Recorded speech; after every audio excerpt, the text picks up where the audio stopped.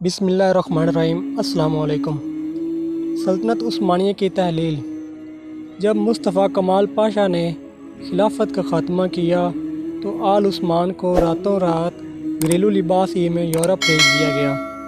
شاہی خاندان، ملکہ اور شہزادوں کی نے التجا کی کہ یورپ کیوں، ہمیں اردن، مصر یا شام کسی عرب علاقے ہی میں بھیج دیا جائے، لیکن صہیونی آقاؤں کی تعلیمات واضح تھی۔ اپنی آتش انتقام کو ٹھنڈا کرنا ان کو آخری درجے ذلیل کرنا مقصود تھا، چنانچہ کسی کو یونان میں یہودیوں کے مسکن سالونیک اور کسی کو یورپ روانہ کیا گیا، اور آخری عثمانی بادشاہ سلطان وحید الدین اور ان کی اہلیہ کو راتوں رات فرانس بھیج دیا گیا اور ان کی تمام جائیدادیں ضبط کر لی گئیں، یہاں تک کہ گھریلو لباس میں خالی جیب اس حال میں انہیں رخصت کیا گیا کہ ایک پائی تک ان کے پاس نہ تھی۔ کہا جاتا ہے کہ سلطان وحید الدین کے شہزادے منہ چھپا کر پیرس کی گلیوں میں کا ساتھ گدائی لیے پھرتے تھے کہ کوئی انہیں پہچان نہ پائے۔ پھر جب سلطان کی وفات ہوئی تو کلیسا ان کے میت کو کسی کے حوالے کرنے پر آمادہ نہ ہوا، کیونکہ دکانداروں کا قرض ان پر چڑھا ہوا تھا۔ بالآخر مسلمانوں نے چندہ کر کے سلطان کا قرض ادا کیا اور ان کی میت کو شام روانہ کیا اور وہاں وہ سپرد خاک ہوئے۔ 20 سال بعد جنہوں نے سب سے پہلے ان کے بارے میں دریافت کیا اور ان کی خبر گیری کی، وہ ترکی کے پہلے منتخب وزیر اعظم عدنان مندریس تھے۔ شاہی خاندان کی تلاش کے لیے وہ فرانس گئے اور وہاں جا کر ان کے احوال و کوائف انہوں نے معلوم کیے۔ پیرس کے سفر میں وہ کہتے تھے کہ مجھے میرے آباؤں کا پتہ بتاؤ، مجھے میری ماؤں سے ملاؤ۔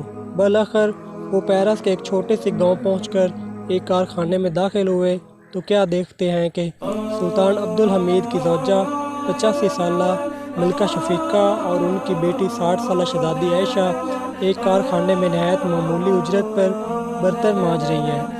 یہ دیکھ کر مندریس اپنے آنسو روک نہ سکے اور زاروں قطار رو پڑے۔ پھر ان کا ہاتھ